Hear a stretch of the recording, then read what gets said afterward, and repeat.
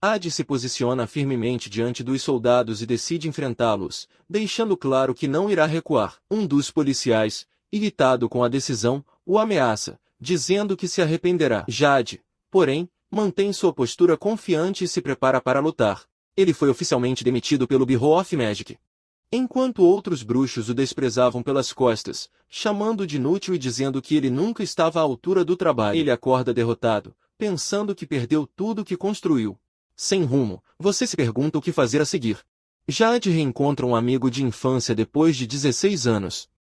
Ela chega alegre e pontual, dizendo que chegar atrasado no primeiro dia seria um mau exemplo para os alunos. Jade, surpresa e ainda na cama, a reconhece e comenta que já a apresentou.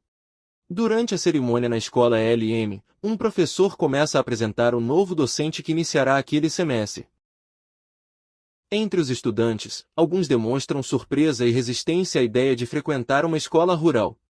Jade é chamada para comparecer perante a turma, mas fica nervosa ao falar em público. Ainda com dúvidas, ele se apresenta formalmente como o novo professor da turma especial de magia do primeiro ano, agradecendo por tê-lo recebido. Os alunos comentam que ele parece rígido e expressam dúvidas sobre sua capacidade como professor. De volta à sala dos professores, Jade desabafa que a apresentação foi estressante. Seus colegas tentam aliviar o clima com piadas sobre seu discurso. Ele é apresentado ao Sr. Floyd, que é o responsável pelas aulas, e o aconselha a trabalhar duro como novo professor. Também informam que Mina será sua assistente. Apesar da recepção calorosa, alguns professores questionam a decisão do diretor de contratar um desconhecido de 30 anos. Enquanto caminha com Mina, Jade se pergunta por que Floyd parece desconfiar e não gostar dele. Mina tenta tranquilizá-lo, dizendo-lhe que há tarefas mais importantes nas quais se concentrar. Ao chegar na sala de aula, Jade decide entrar primeiro e percebe que a decoração da porta parece ter sido feita pelos próprios alunos. Jade afirma com determinação que deseja confrontar os alunos de frente para ganhar sua confiança. Mina se surpreende com sua determinação e, sem hesitar, Jade abre a porta com energia e entra decidida. Assim que ele entra na sala de aula, o chão sob seus pés explode devido a uma armadilha. Em seguida, uma borracha é atirada com força em sua direção, mostrando que os alunos prepararam uma recepção hostil. Jade reage rapidamente e intercepta a borracha com sua varinha antes que ela atinja ela. Sua agilidade impressiona os alunos, que ficam surpresos com a reação precisa e firme do novo professor. Jade segura a borracha com um sorriso, elogiando a armadilha e dizendo que a disparou de propósito para confrontá-la diretamente. Ele chama isso de estilo Jade de ensino. Então ele percebe uma abertura no chão e começa a investigar outra possível armadilha deixada pelos alunos.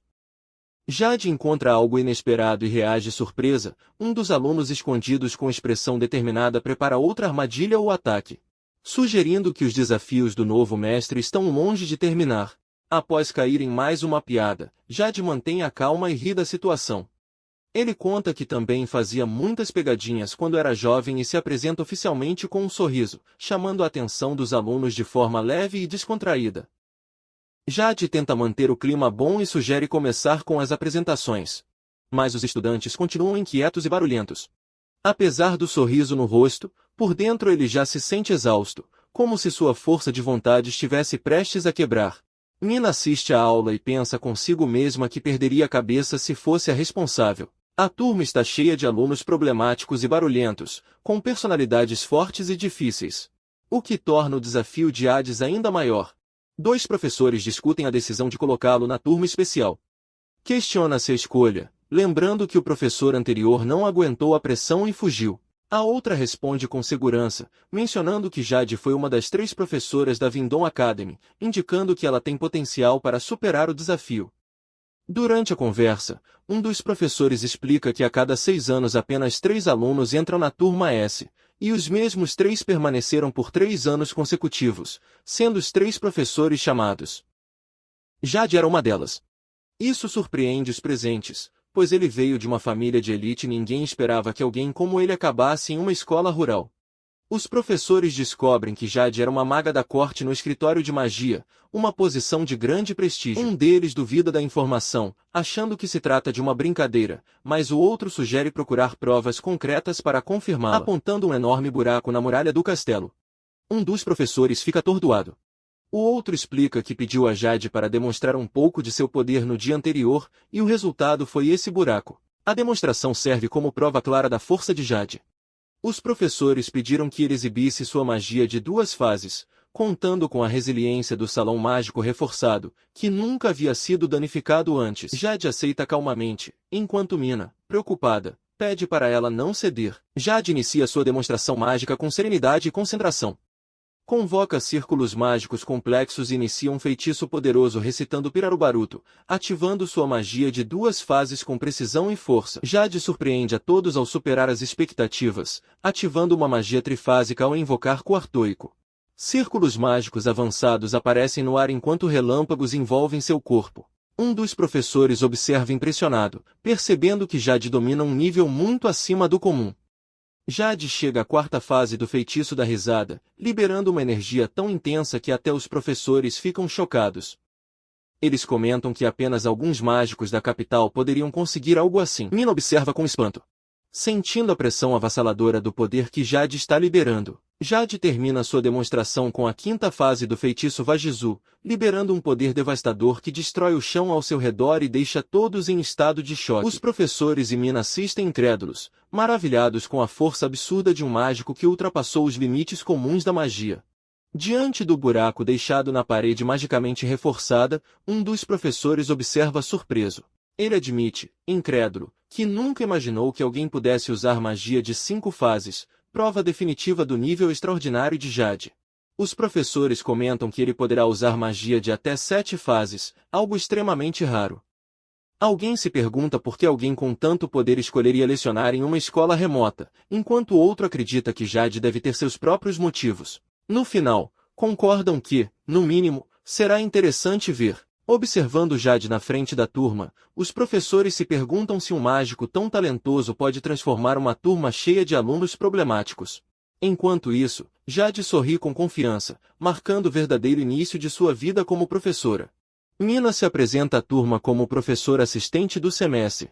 Com entusiasmo, ele pede que todos prestem atenção enquanto Jade assiste a aula ao fundo, marcando o início oficial das aulas. Mina sugere que os alunos se apresentem para que Jade os conheça melhor. Jade concorda e organiza as apresentações em ordem de lista, pedindo que falem algo sobre si mesmas. Em seus pensamentos, ele agradece a Mina por seu apoio. A primeira aluna a se apresentar é a Amani. Dramaticamente, ele se identifica como a reencarnação do rei demônio do caos do mundo dos demônios. Jade, surpresa com a resposta excêntrica. Ele havia pedido uma apresentação mais prática, mas percebe que terá que lidar com personalidades bastante inusitadas. Amani continua dizendo que vem da capital real, que quer usar a magia de Drachlav e sonha em se tornar a rainha dos piratas. Seu hobby é imaginar batalhas heróicas contra demônios na escola, ganhando aplausos por isso. Jade agradece com um sorriso, tentando manter a compostura enquanto chama o próximo aluno. Kelvin se apresenta com entusiasmo, dizendo que quer se tornar um ferreiro do Lorde Demônio. Em seguida, outro aluno revela que quer ser engenheiro mágico e que adora mexer em sucata. Jade reage aliviada, achando seus objetivos mais normais. Ele então liga para Sasa, que parece desinteressada e distante em sua cadeira.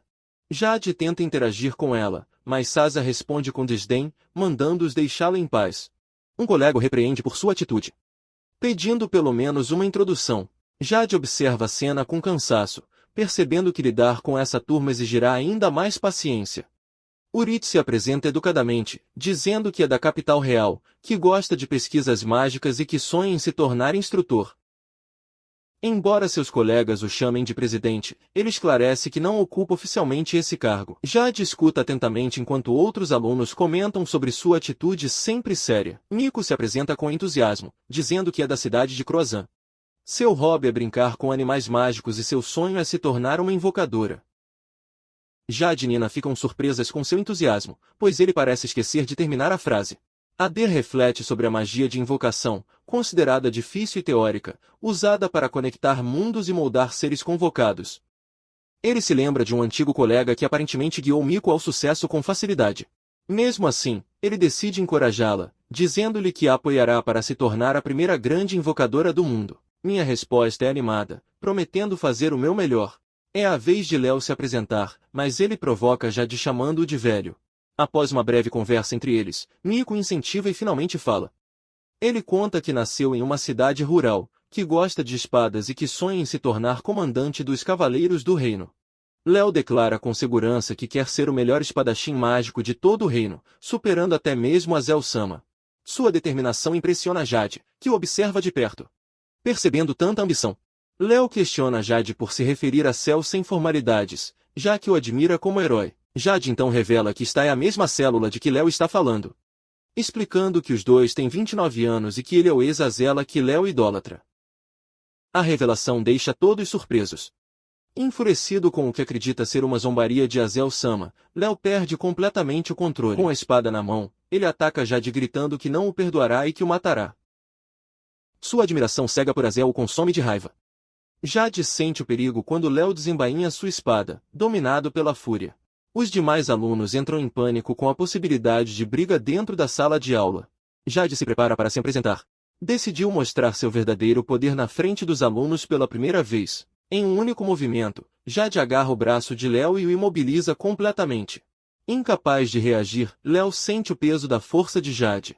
O professor pede desculpas por ter falado mal de Azei e pede perdão, encerrando o conflito. Léo dá um passo para trás, irritado, mas resignado, reconhecendo a diferença de poder. Depois da comoção, Jade volta para a aula e agradece as apresentações dos alunos. Mo observa com admiração, lembrando-se de seus feitos mágicos e força física, reconhecendo quão incrível ele é um mágico. Os estudantes entusiasmados pedem que Jade também se apresente, e ele aceita com um sorriso. Mina se apresenta com entusiasmo como professora assistente da turma. Ela diz que foi ex-aluna do Instituto LM e estudou magia básica e aplicada. Por fazer parte da primeira turma, ele afirma que apoiará Jade durante o semestre e recebe uma recepção calorosa dos alunos. Jade se apresenta formalmente à turma. Ele conta que nasceu na cidade de Durge, estudou na capital e trabalhou no departamento de magia antes de se tornar professor. Ele menciona que muita coisa aconteceu antes de chegarem lá e revela que seu hobby é pesquisar magia ofensiva. Durante a aula, um aluno pergunta se ele é casado. Ele responde que não e quando perguntam se ele tem namorada ele foge sem comentar. Isso causa murmúrios entre os alunos que concluem que ele não tem ninguém visivelmente incomodado. Jade tenta mudar de assunto e pergunta se há outras dúvidas relevantes. A provocação continua quando um aluno pergunta se a professora Jade está viva, e ele responde brevemente que sim. Outro aluno, indignado, se levanta e exige respeito, defendendo Jade e dizendo que não ter namorada não justifica ser rude com ele. A sala de aula fica caótica e o próprio Jade fica constrangido enquanto o representante da turma tenta restaurar a ordem. Quando a aula finalmente termina, Jade cai exausta na mesa, completamente derrotada pela agitação da turma. Mina se aproxima para confortá-lo, embora nem saiba se poderia ter lidado melhor com a situação. Frustrado, ele se pergunta em voz alta o que aconteceu com sua dignidade como professor. Mina tenta amenizar a situação com um sorriso, dizendo que prefere não comentar, enquanto Jade se afunda ainda mais em sua frustração. Pouco depois, eles são chamados por Floyd, que informa que Scarlett os espera na sala dos professores. AD responde que ainda precisa se reportar ao diretor e continua pelo corredor com Mina até que eles se separem. Quando Scarlett liga para ele, ele responde desanimado e, quando questionado sobre a aula, admite que percebeu como é difícil lidar com crianças dessa idade. Scarlett o repreende com um sorriso irônico, dizendo que é preocupante ouvir isso de um professor e o avisa para não acabar causando problemas aos homens. Scarlett revela a Jade que a aula que ela ministra é informalmente conhecida como aula de perdedores mágicos, embora oficialmente seja chamada de aula de empreendedorismo mágico. Todos nos bastidores usam esse apelido depreciativo, e ele lamenta que Mina tenha recebido essa responsabilidade. Jade escuta surpresa. Percebendo o estigma que cerca a classe, ela questiona o rótulo de reprovação dado à turma, mas Scarlett reafirma que nenhum de seus alunos chegou ao segundo ano. Ele garante que a magia exige talento e não esforço, e que quem tropeça no início não consegue se levantar. Segundo ela, aquela aula serve de exemplo negativo para motivar outros alunos, sendo útil apenas para isso. Jade observa o diretor se afastar enquanto as palavras classe de perdedores ecoam em sua mente. Cerrando o punho com força, ele olha para o corredor vazio e toma uma decisão. Determinado. Promete mudar o destino daquela turma com as próprias mãos. Jade caminha determinada pelos corredores da escola com o único objetivo garantir que cada aluno possa usar a magia livremente e realizar seus próprios sonhos. Ele jura para si mesmo que fará com que todos acreditem em seu próprio futuro. Jade observa Léo treinando intensamente sozinho. Lembre-se que o menino quer superar a Zei e se tornar um grande cavaleiro. Mas ele percebe que se continuar forçando seu corpo assim, poderá se machucar. Apesar de querer avisá-lo, Jade decide se conter. Ele sabe que Léo ainda não confia nele como professor e que intervir agora apenas o afastaria ainda mais. Ele pensa em ajudá-lo com técnicas de espada, mas decide procurar um professor mais adequado. Ele vai para a sala dos professores, mas descobre que Nina saiu com a professora Scarlett. Sem saber se deve esperar por ela ou ir até a sala do diretor, Jade se surpreende ao ouvir uma voz chamando por ele. Ele sente uma forte presença mágica no pátio e corre para conferir. Ao chegar, ele vê Léo sendo brutalmente espancado por veteranos. Chocado com a cena, ele entende que não se trata de uma briga, mas sim de uma agressão covarde. Os veteranos continuam a humilhar Léo, dizendo-lhe para saber o seu lugar e chamando-o de fracasso. Léo tenta resistir, mas está claramente em desvantagem. Jade chega rapidamente para ajudá-lo, preocupada com seus ferimentos. Ele repreende os agressores, lembrando-lhes que pertencem à classe da cavalaria. Os estudantes de cavalaria tentam justificar a agressão dizendo que Leão atacou primeiro com a espada e que eles apenas se defenderam.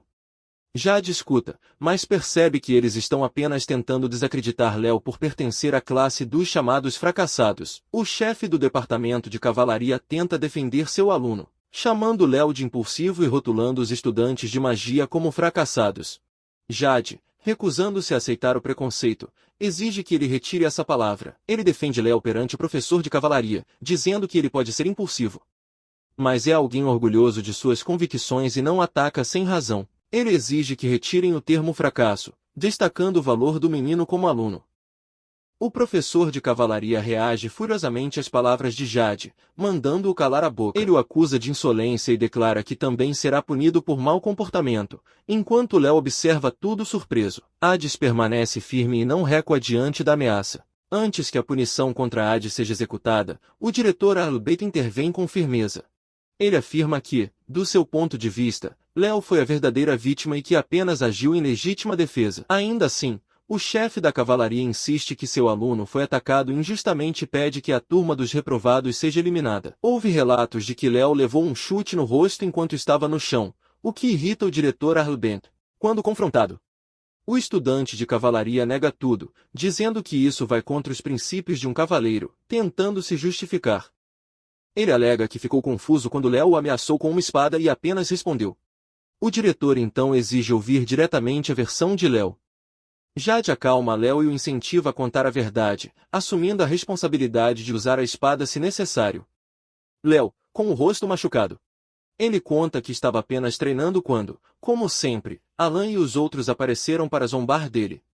Mesmo que ele tenha sido chamado de fracasso repetidas vezes, ele aguentou até então. Léo lembra com raiva das provocações de Alan, que zombou de sua espada dizendo que ela parecia um pedaço de ferro, mesmo sabendo que ela havia sido forjada com esforço por sua amiga Kate. Além disso, Alan insultou Azel, a pessoa que Léo admira, insinuando que ele só se tornou líder da divisão de espadas por causa de conexões. Movido pela raiva e pela lealdade, Léo não suportava ouvir insultos contra Azel. Ele se levantou com determinação e atacou com sua espada de treinamento, declarando que Azel é o verdadeiro cavaleiro número 1 do reino. Léo admite seu erro ao atacar, movido pelo orgulho e pela raiva. Ele reconhece que Azel nunca usaria uma espada para causar danos sem motivo.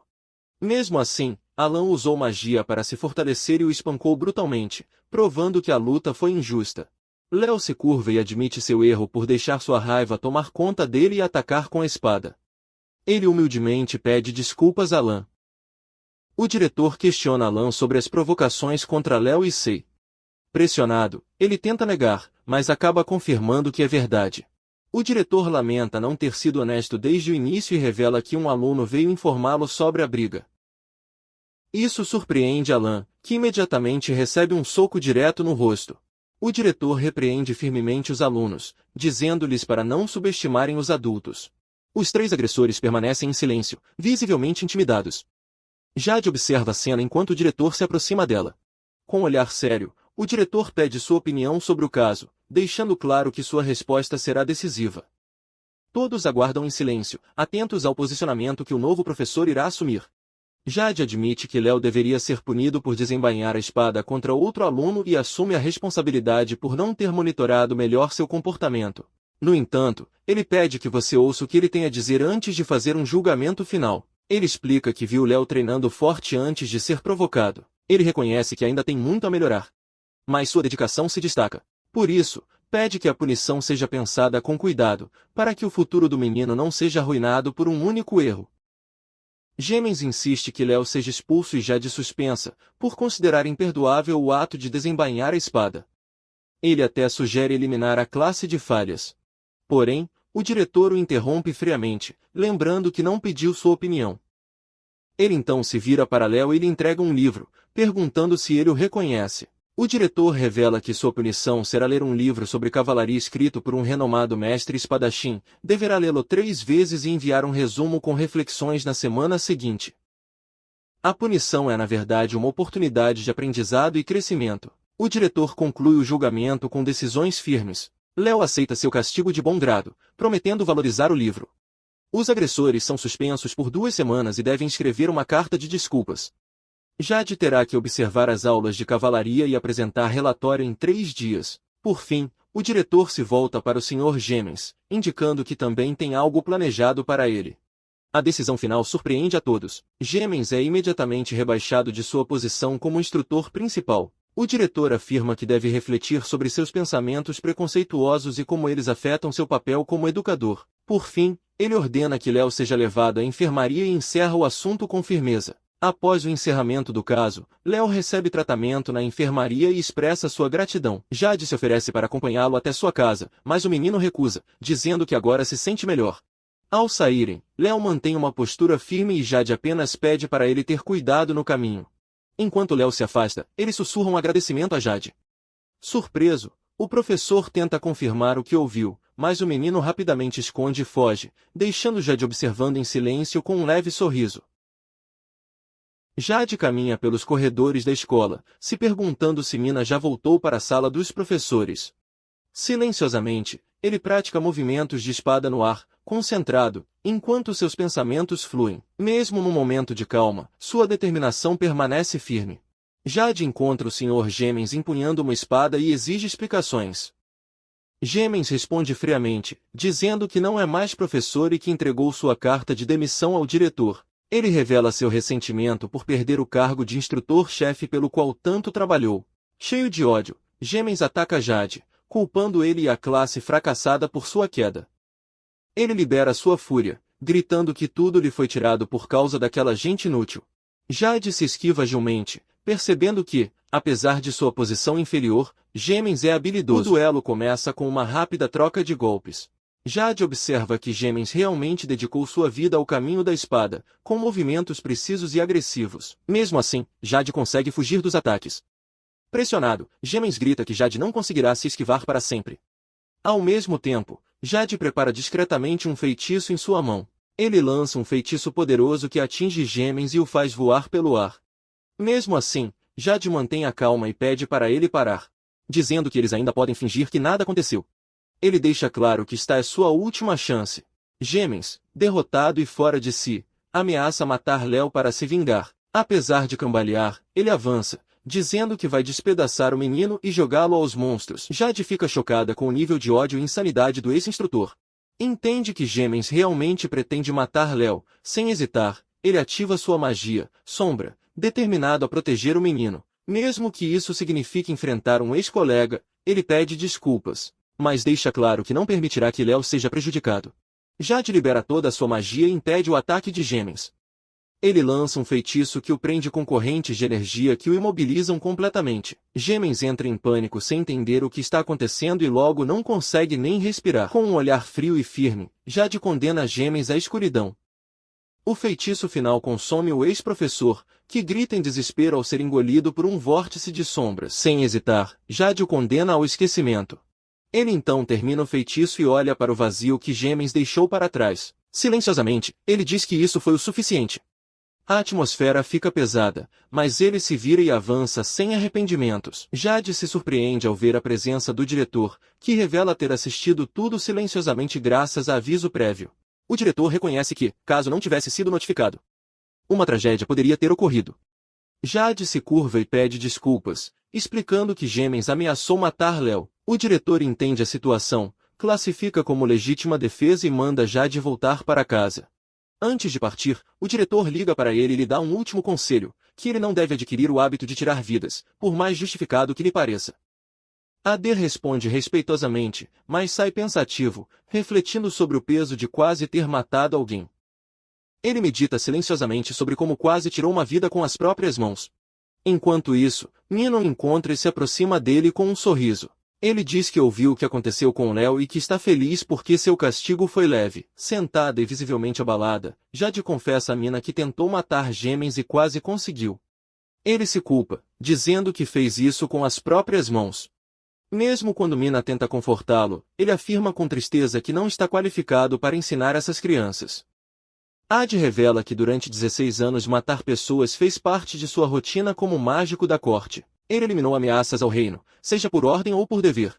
Mesmo que fosse para um bem maior, ele admite cruelmente que matou pessoas, e o pior de tudo, que matar se tornou normal para ele. Jade pergunta a Mina se ela tem medo dele agora, depois de quase tirar uma vida, mas ela, com um sorriso suave. Ele diz que não, que você pode conversar com ela sobre qualquer coisa, que mesmo que ela não possa te ajudar, ela quer estar presente como amiga. Mina acredita que apenas desabafar pode aliviar sua dor. Jade sorri, aliviada com seu apoio, e começa a se abrir com ela. Ao seu lado, sob o luar, ele menciona que nunca lhe contou o real motivo pelo qual foi demitido do tribunal. Mina, curiosa, confirma que não sabe e ele se prepara para contar tudo. Jade, olhando para o horizonte com uma expressão séria, finalmente decide contar a verdade. Ele explica que vai se rebelar porque foi expulso da capital real e forçado a voltar para casa, sugerindo que o que aconteceu foi grave o suficiente para encerrar sua carreira. Ele conta que sempre sonhou em ser mágico da corte e que estudou muito para conseguir isso.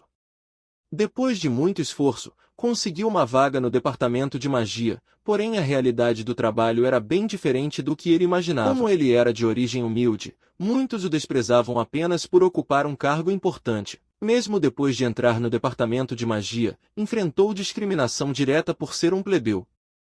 Apesar de seu talento e esforço, muitos o desprezavam por causa de suas origens. Ele acreditava que mostrando resultados e sendo prestativo a situação melhoraria. Seu superior o elogiou, mas o preconceito persistiu. Embora recebesse elogios de seus superiores, Jade era cada vez mais assediada por seus colegas, ignorado, ridicularizado e até mesmo sabotado com rações alimentares menores. Ele sofreu constantes humilhações por ser um plebeu. Embora ele tentasse ignorar isso, isso começou a afetá-lo profundamente. Jade testemunhou como um nobre pisoteou deliberadamente um lenço que sua mãe lhe dera.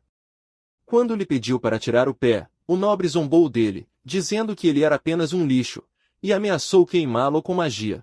Esse ato ofensivo foi a gota d'água, um insulto que ele não podia ignorar. Furiosa, Jade atacou imediatamente com um feitiço explosivo. O nobre foi engolfado por chamas intensas. Entrou em pânico e descobriu que o feitiço de extinção não funcionou.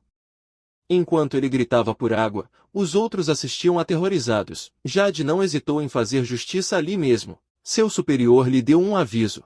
Apesar das provocações, não voltariam a defendê-lo se ele reagisse. Percebendo que a retaliação só pioraria as coisas, Jade permaneceu em silêncio. A única coisa que o fazia continuar eram as conversas com um animado amigo da taberna, que o distraía com histórias heróicas e bom humor. Durante uma animada conversa na taverna, uma das amigas de Jade começa a contar uma história exagerada sobre como ela enfrentou um poderoso vigime chamado Ebis. Orgulhoso, ele descreve como salvou o grupo ao desferir um golpe preciso que fez a criatura fugir. Enquanto isso, Jade, visivelmente exausta, adormece sentada à mesa, revelando que esse momento de descanso foi apenas uma breve pausa entre sua exaustão enquanto bebia na taberna. A atmosfera muda repentinamente com a chegada do grande baronel e funcionários do Departamento de Controle da Vida Selvagem. Eles receberam uma denúncia anônima de que o responsável pela morte de Ebis, uma criatura da classe SS, está presente. Ad sente o perigo. Se descobrirem que Aruk mentiu, ele poderá ser acusado de um crime grave. A tensão preenche o lugar. Meio adormecido, Haruki menciona Ebis e chama a atenção. Al-Grandandi reconhece Jade como um esmago da corte e pergunta se foi seu companheiro quem derrotou a fera. Antes que Jade possa detê-lo, Haruki se levanta e assume a responsabilidade. Sem perceber o perigo, Jade tenta avisá-lo que se trata de uma armadilha. Al-Rand então exige que ambos o acompanhem ao apartamento para interrogatório. Quando Jade começa a suspeitar que tudo foi armado de propósito, ela intervém quando os guardas tentam levar Haruki embora, ordenando-lhes que parem. Al-Rand o acusa de interferir e pergunta se ele planeja impedi-lo. Jade responde friamente, dizendo que ele e Haruki estavam apenas conversando em particular, tentando desviar a acusação. Al-Grande não se deixa convencer e reage com desprezo, desafiando a sua autoridade. Jade bloqueia firmemente o caminho dos guardas e avisa que não vai deixá-los levar Haruki. Al-Rand insiste que o crime é grave, pois a mentira sobre o monstro pode ter causado pânico na capital. Ele ordena a captura de Haruki para a segurança pública. Jade se opõe diretamente, deixando Al-Rand perplexo por ser desafiado dessa forma. Jade o encara com determinação, conjurando sua magia. Ele declara que Haruki é seu amigo e que não se deixará levar pela força, com um olhar sério e determinado. Ele lembra ao grande Dandy do que ele é capaz, deixando claro que está disposto a enfrentá-lo se necessário. Jade confirma. Decisão contra Grandandi sem hesitação. Como resultado, ele é informado de que sua sentença será anunciada em breve. A cena muda para Jade sentada ao lado de Mina perto de uma fonte, onde ela revela que foi assim que perdeu o emprego como maga da corte. Jade desabafa que mesmo que tivesse continuado como maga da corte, acabaria odiando a pessoa que se tornaria.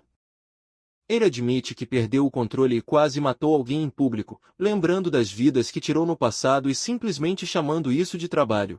Sentindo-se um monstro, ele acredita que todos ao seu redor acabarão morrendo por sua causa. Derrotado, ele pergunta a Mina se ela o acha horrível por tudo isso. Com a voz trêmula, Jade pergunta se ela está chorando de medo dele, mas ela imediatamente nega. Gritando um não firme, cheio de emoção. Lágrimas escorrem pelo seu rosto, revelando que o motivo do seu choro é muito mais profundo do que o medo. Mina confessa que achava que Jade viveu uma vida brilhante e glamourosa como maga da corte e que a havia esquecido. Ele admite que não tinha ideia do sofrimento que carregava. Com lágrimas nos olhos, ela diz que estava tão envolvida com a própria solidão que nunca pensou em como ele se sentia. Arrependida, ela pede desculpas sinceramente enquanto Jade tenta confortá-la, dizendo que ela não fez nada de errado. Mina liga para Jade, com um sorriso sincero, diz que ela não é um monstro. Na verdade, ele é a pessoa mais gentil que você conhece. Ele lembra que desistiu de sua posição apenas para proteger um amigo. Jade escuta surpresa e emocionada, visivelmente afetada por suas palavras. Mina, sorrindo ternamente, declara com firmeza que tem orgulho de tê-lo como amigo de infância. Ele diz que está falando sério, deixando Jade em silêncio, visivelmente tocada por sua sinceridade. Mina o elogia dizendo que, apesar de tudo, ele ainda se preocupa com os outros. Ele afirma que entende a dor dos outros e que isso fará dele um grande professor. Jade agradece com um sorriso sincero, admitindo que não pode negar. No final, ele comenta que as aulas de reforço serão difíceis e Mina o chama timidamente de Sr. Jade. Jade olha para seus alunos com novos olhos. Ele se lembra de Léo chamando de Sr. Jade antes de partir, o que o faz se sentir muito respeitado, não apenas como um velho. Ao olhar para todos os alunos cheios de sonhos e ambições, ele reconhece que suas vidas estão agora em suas mãos. Determinado, ele se propõe a guiá-los para um futuro melhor que o seu. Jade faz uma reverência para Mina e pede sua ajuda para se tornar uma professora qualificada. Empolgado com a atitude dela, Mina aceita alegremente e o incentiva a dar o seu melhor, porém a conversa é interrompida pelo Sr. Floyd, visivelmente indignado com a situação, repreende Jade, ordenando que ele se afaste de Mina, dizendo que ela é muito legal e que ele está se aproveitando disso. Jade e Mina decidem voltar para casa juntas, já que moram no mesmo endereço. Floyd, chocado e trêmulo, exige saber por que eles estão juntos. Jade explica que encontrou uma casa vazia e agora mora ao lado de Mina, deixando Floyd ainda mais surpreso. Floyd entra em pânico ao considerar extremamente séria a situação de Jade e Mina morando tão próximas uma da outra, chamando-a de uma clara ofensa disciplinar. Ele imediatamente corre para informar o diretor. Enquanto isso, Jade e Mina observam com calma e concluem que não há com o que se preocupar. O diretor anuncia que Lema renunciou no dia anterior.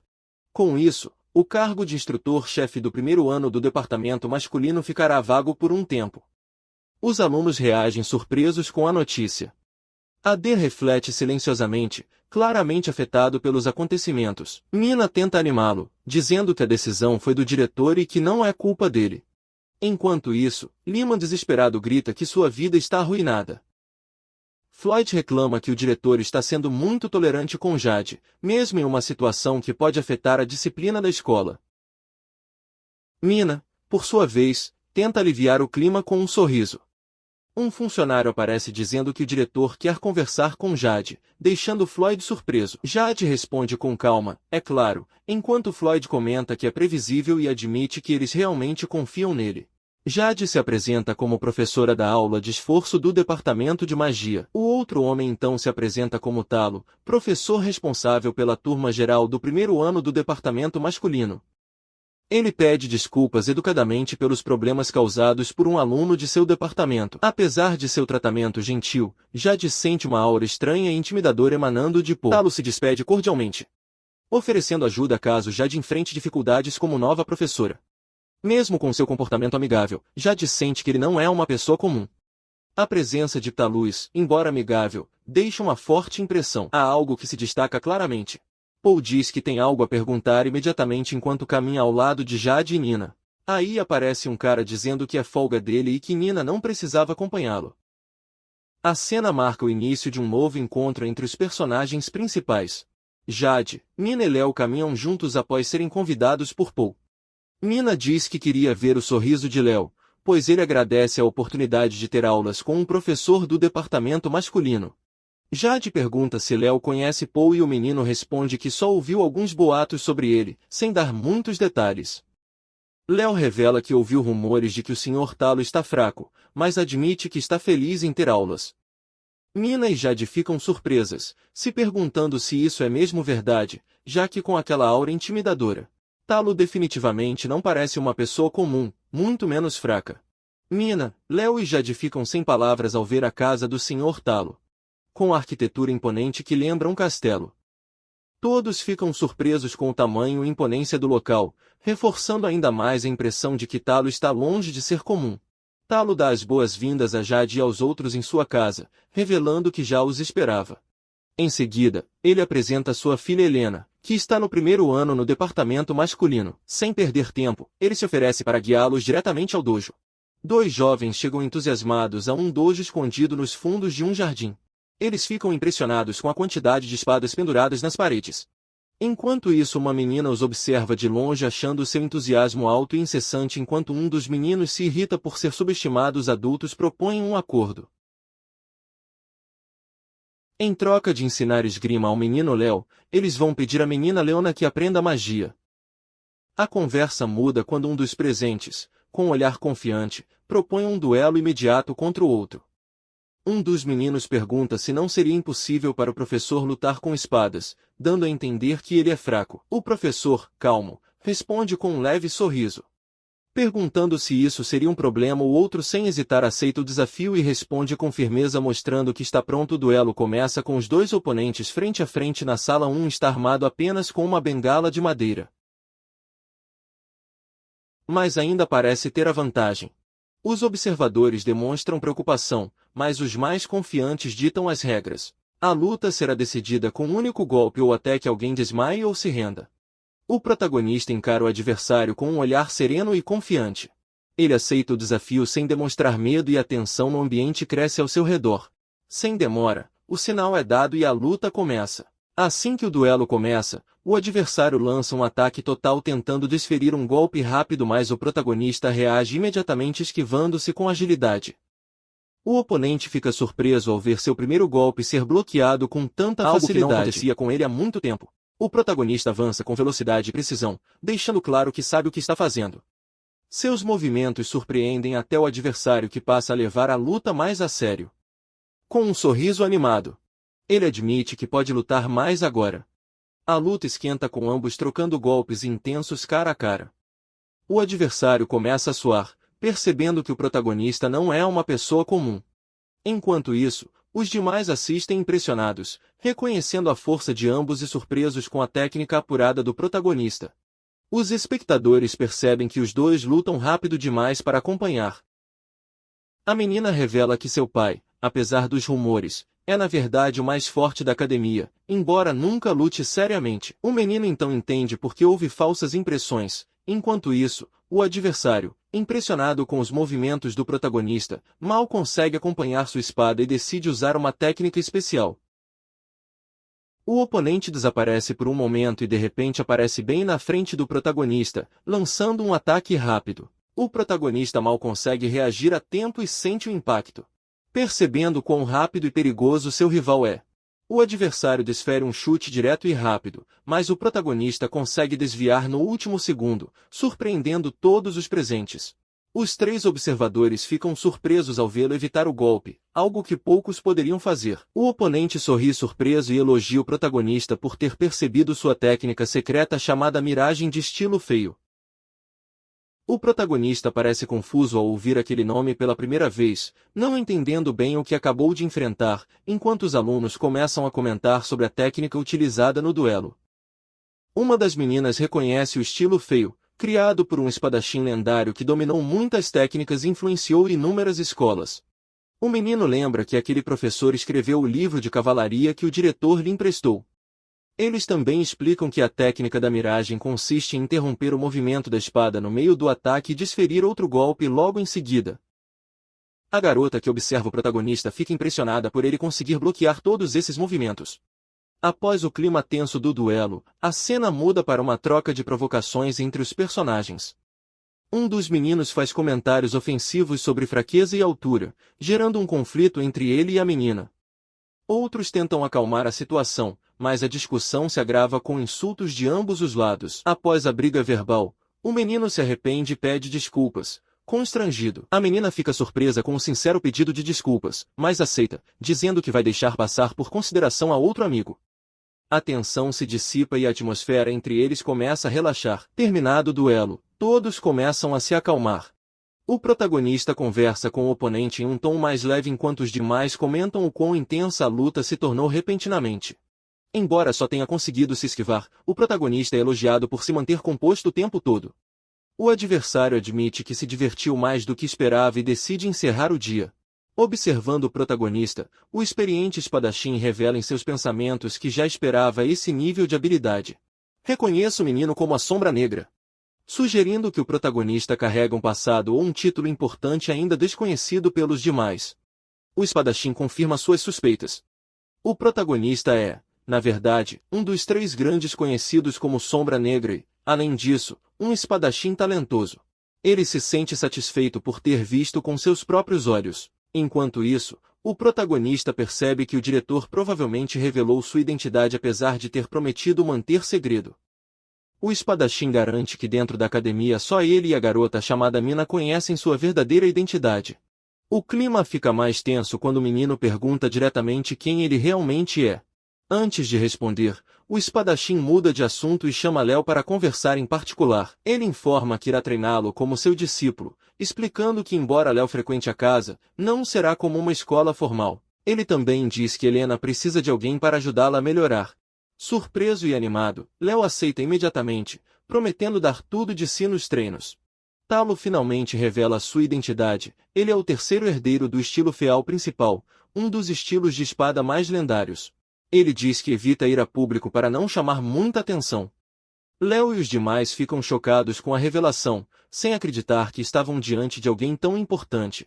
Léo comemora com entusiasmo se tornar discípulo de um professor tão lendário. Ele descobre que o famoso espadachim que escreveu o Código de Cavalaria não é outro senão o pai de Ptalus. Apesar de estar ciente das dificuldades, Léo está cheio de determinação.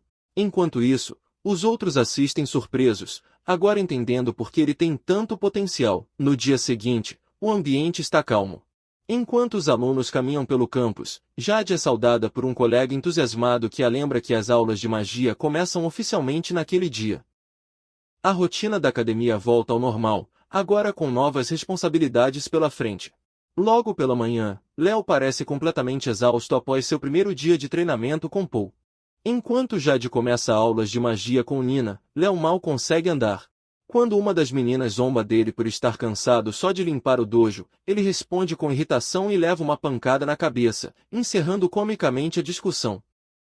A menina repreende Léo, dizendo-lhe que antes de aprender a usar a espada, ele deve aprender a limpar corretamente e fortalecer seu espírito. Chato? Léo promete que deixará tudo tão brilhante que cegará quem olhar. Enquanto isso, os demais assistem à cena com um misto de curiosidade e diversão. Talos observa de longe e comenta que Léo e Helena formam um bom casal. Ele percebe que Helena tem sido gentil e cuida bem dele. Enquanto isso, os dois são elogiados por um homem que lhes agradece pela ajuda no dia anterior. Talo responde gentilmente, mencionando que até sua esposa ficou satisfeita. Relembrando o encontro anterior, Mina elogia Colette, esposa de Talo, dizendo que além de linda prepara deliciosos doces caseiros. Encantada, ela suspira feliz ao se lembrar deles. Talo se despede com um sorriso, convidando todos para jantar em sua próxima visita e dizendo que foi um pedido direto de sua esposa.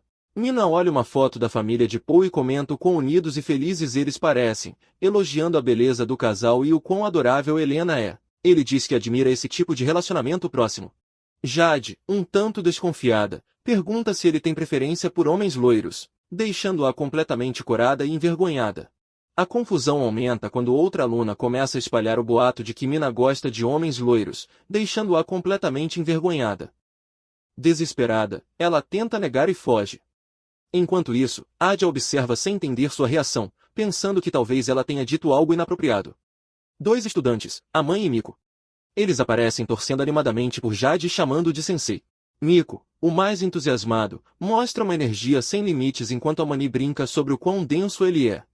Jade percebe seu entusiasmo e percebe que Miko está realmente motivada. Pouco depois, ele os chama para se concentrarem, já que a aula está prestes a começar. Miko, determinada e teimosa, grita que começará a aprender magia de invocação, apesar dos avisos de Jade. Ele tenta explicar a ela que a invocação é uma área avançada e ela pode até ser expulsa se não dominar o básico primeiro. Mas Miko ignora completamente, cobrindo os ouvidos e se recusando a ouvir qualquer discussão. Jade observa seus alunos e começa a se perguntar para onde foi seu senso de esforço, apesar de tentar manter a turma focada. Observe que os resultados não aparecem. Miko observa Amani, que tenta usar magia simples, mas admite que não consegue nem sentir a energia mágica. Enquanto isso, Léo incentiva Jade a continuar, e Mina olha para eles com certa pena. Jade assiste à apresentação da aula com frustração. Ele comenta que, surpreendentemente, as meninas da classe de esforço são as mais difíceis de lidar, principalmente Sasa, que nem aparece para treinar. Enquanto isso, os meninos também não cooperam. Todo mundo joga com feitiços básicos fazendo barulho sem obter resultados. No final, ele conclui que os meninos são tão ruins quanto as meninas. Desmotivada, Miko admite que acha que nunca conseguirá usar mana. Jade então decide ajudá-la diretamente, dizendo que ele canalizará sua própria mana através de seu corpo para tentar ativar seu circuito mágico por dentro. Comece com sua mão esquerda, guiando-a para sentir o fluxo e tentar lançar o feitiço da brisa. Miko observa, surpresa com a sensação. Enquanto Jade tenta canalizar mana através de Amani, ela percebe algo estranho. Seu circuito mágico está anormal e está drenando sua energia excessivamente. Alarmado, ele tenta parar, mas é tarde demais. Amani muda completamente sua expressão e comportamento, revelando uma presença maligna que assume o controle.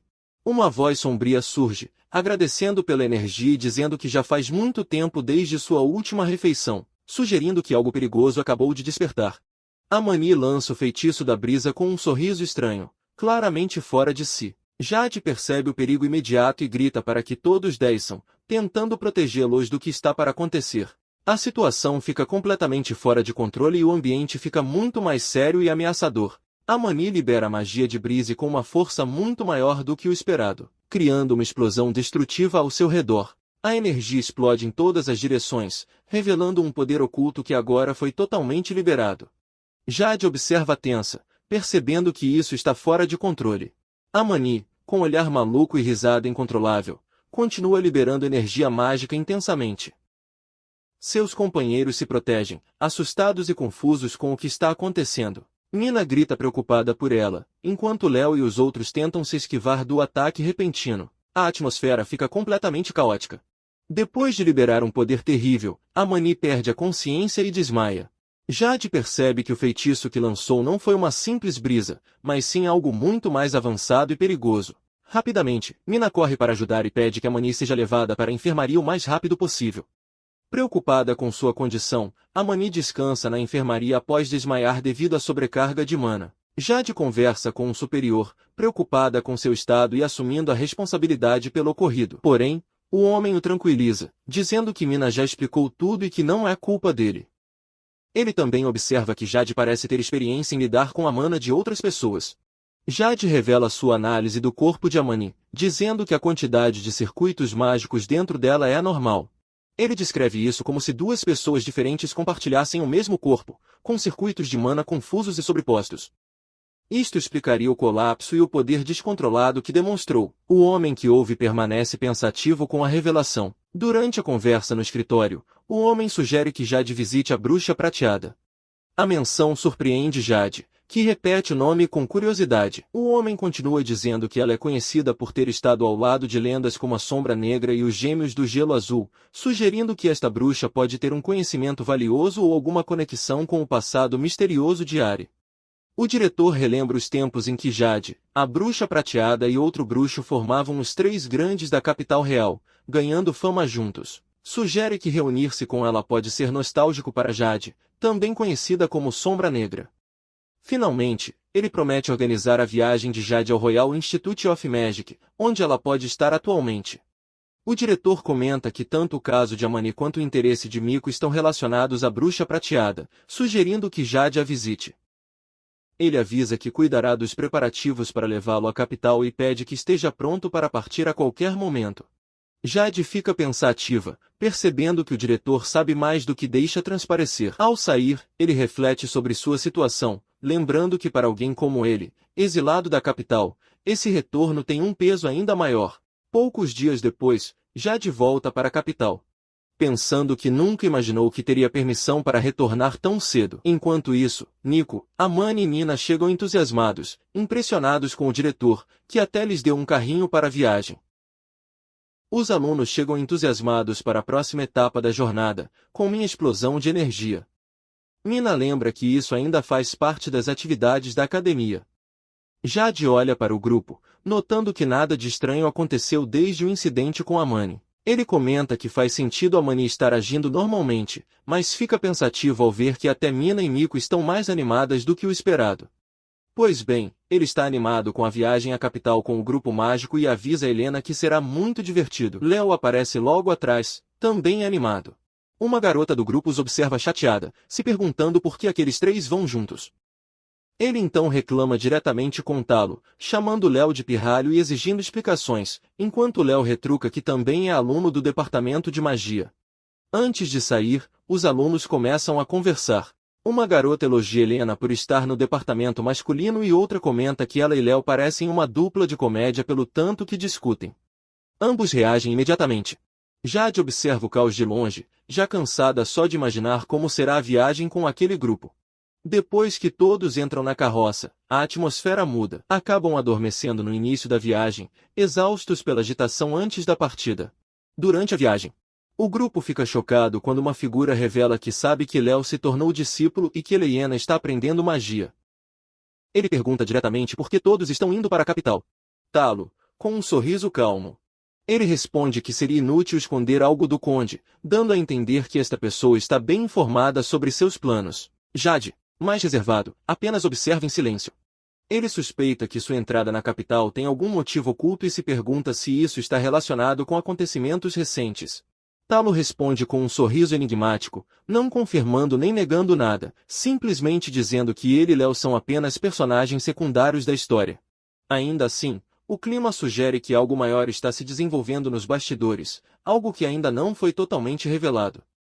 Enquanto Helena dorme tranquilamente, Jade começa a pensar que talvez ela seja a chave para tudo o que está acontecendo. Embora não tenha respostas claras, conclui que algo muito inusitado teve que acontecer para permitir sua entrada na capital. Jade suspeita que alguém muito poderoso está agindo nas sombras, manipulando os acontecimentos de maneiras que ela ainda não consegue entender. Por fim, o grupo chega à entrada da capital real, onde uma imensa estrutura impressiona os jovens viajantes. Léo fica entusiasmado com o tamanho da porta, enquanto Mikoyamani fica maravilhado.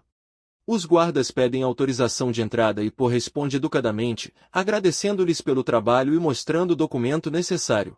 Assim que Po apresenta, os guardas reconhecem sua identidade e ficam atordoados. Alguém até se curva e pede desculpas apressadamente.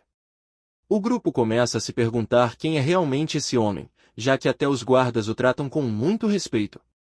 Pouco depois aparece um senhor e o chama de capitão, revelando que estavam esperando por alguém da Ordem dos Cavaleiros. Talo responde calmamente que já era hora de nos encontrarmos, o que reforça o mistério sobre sua verdadeira posição. Enquanto Jade observa surpresa, um jovem com rosto sério se aproxima. Ele é apresentado como Azel, conhecido como o Gêmeo do Gelo Azul, capitão dos Cavaleiros do Reino de Vingon e um dos Três Grandes. Sua presença impressiona a todos, deixando claro que se trata de alguém de alto escalão, não só pelo cargo, mas pelo respeito que impõe com sua simples chegada.